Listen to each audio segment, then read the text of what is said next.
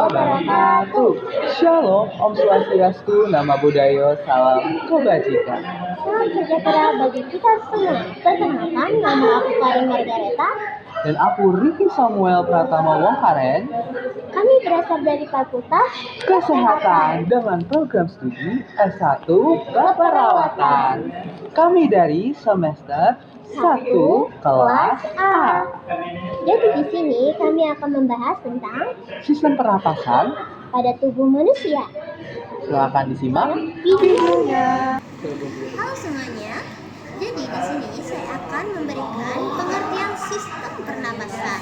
Sistem pernapasan adalah sistem organ dalam tubuh manusia yang berfungsi untuk mengambil oksigen atau yang disebut dengan O2 dari udara dan mengeluarkan karbon dioksida, yaitu CO2 dari dalam tubuh. Oksigen ini sangat penting karena digunakan oleh sel-sel tubuh untuk menghasilkan energi. Tanpa oksigen, tubuh kita tidak bisa bertahan hidup lebih dari beberapa menit.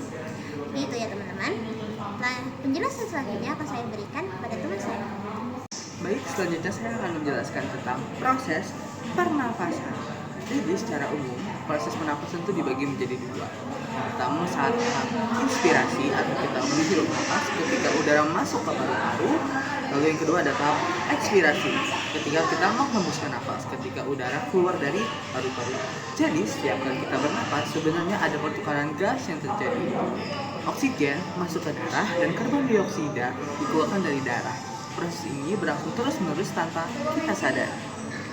Dan selanjutnya akan melanjutkan tentang urutan organ pernapasan. Baiklah, di sini saya akan menjelaskan urutan organ pernapasan. Nah, dimulai dari hidung atau nasal cavity. Udara pertama kali masuk melalui hidung. Di sini udara akan disaring oleh rambut halus dan lendir supaya debu dan kuman tidak masuk ke dalam paru-paru. Selain itu, udara juga diatur agar suhunya hangat dan lembab sebelum masuk lebih dalam. Lalu selanjutnya ada paring. Jadi paring ini adalah tenggorokan bagian atas. Paring adalah jalur udara dan makanan. Karena itu ada kantub bernama epiglottis yang menutup saluran makanan ketika kita bernapas supaya udara tidak masuk ke dalam perut. Selanjutnya saya akan menjelaskan laring atau yang disebut dengan kotak suara. Jadi laring ini mengandung pita suara manusia yang bergetar saat kita berbicara. Jadi selain membantu bernapas, organ ini juga berperan dalam menghasilkan suara kita.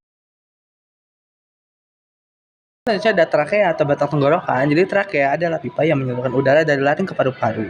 Dindingnya itu mengandung cincin tulang rawan agar tidak mudah kolaps atau menutup. Selanjutnya ada bronkus atau bronkiolus. Jadi trakea bercabang menjadi dua, yaitu bronkus kanan dan kiri, menuju masing-masing paru-paru. Di dalam paru-paru, bronkus ini bercabang lagi menjadi bronkiolus yang ukurannya semakin kecil, seperti jalan bercabang menuju seluruh bagian paru. Dan selanjutnya ada alveolus atau gelembung udara. Nah, disinilah terjadi proses utama pernapasan, yaitu alveolus adalah kantung udara kecil di ujung bronkiolus yang jumlahnya jutaan. Jadi dinding alveolus sangat tipis dan dikelilingi oleh pembuluh darah kapiler. Disinilah pertukaran gas terjadi. Jadi oksigen dari udara masuk ke darah, karbon dioksida dari arah keluar alveolus, dan akhirnya kita hembuskan keluar. Selanjutnya di sini ada mekanisme pernapasan. Saat kita menghirup udara yang atau disebut dengan inspirasi, otot di dalam diafragma berkonsentrasi dan bergerak turun, rongga dada membesar, udara masuk ke dalam paru-paru karena tekanan di dalamnya lebih rendah. Saat kita menghembuskan nafas atau ekspirasi, diafragma rileks dan bergerak naik. Rongga dada mengecil, udara keluar pun dari paru-paru karena tekanan di dalamnya meningkat. Semua ini terjadi secara otomatis, bahkan saat adalah kantung udara kecil di ujung bronkiolus yang jumlahnya jutaan. Jadi dinding alveolus sangat tipis dan dikelilingi oleh pembuluh darah kapiler. Disinilah pertukarannya terjadi. Jadi oksigen dari udara masuk ke darah, karbon dioksida dari arah keluar alveolus, dan akhirnya kita hembuskan keluar. Dari udara. Membantu kita berbicara dan bernyanyi melalui getaran pita suara, menjaga keseimbangan asam basa darah karena kadar CO2 dan mengaruhi pH darah. Selanjutnya, saya akan menjelaskan gangguan pada sistem pernapasan. Beberapa penyakit yang sering menyerang sistem pernapasan antara lain adalah asma. Asma merupakan penyempitan saluran napas yang membuat seseorang sulit bernapas.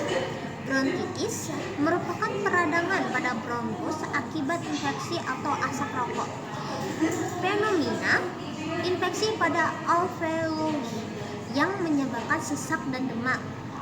PPOK, penyakit paru obstruktif kronik, biasanya karena merokok dalam jangka panjang. Lalu ada juga kasus-kasus baru yang tahun kemarin, yaitu adalah COVID-19 yang menyerang saluran pernapasan dan bisa menyebabkan gangguan berat pada paru-paru. Jadi, penting banget untuk menjaga kesehatan paru-paru, misalnya dengan tidak merokok, rutin berolahraga, dan juga menjaga kebersihan lingkungan. Baik, selanjutnya saya akan menjelaskan tentang cara menjaga sistem pernapasan agar tetap sehat. Jadi ada beberapa cara sederhana yang bisa kita lakukan. Yang pertama, kita menghindari rokok dan asap rokok. Yang kedua, rajin berolahraga seperti jogging atau berenang. Lalu perbanyak minum air putih, hindari polusi udara, dan gunakan masker saat di luar. Istirahat yang cukup agar sistem tubuh kita tetap kuat. Oke. Jadi kesimpulannya, sistem pernapasan adalah rangkaian organ yang bekerja sama untuk memasukkan oksigen dan mengeluarkan karbon dioksida. Tanpa sistem ini, tubuh kita tidak akan mendapatkan energi untuk beraktivitas. Maka dari itu, yuk kita jaga kesehatan paru-paru dan biasakan hidup sehat untuk investasi kita di masa depan. Sekian dan terima kasih. Aku Karim Mandareta. Dan aku Ricky Samuel Pratama Wongkare. Pamit undur diri. Wassalamualaikum warahmatullahi wabarakatuh. Terima kasih. Dadah.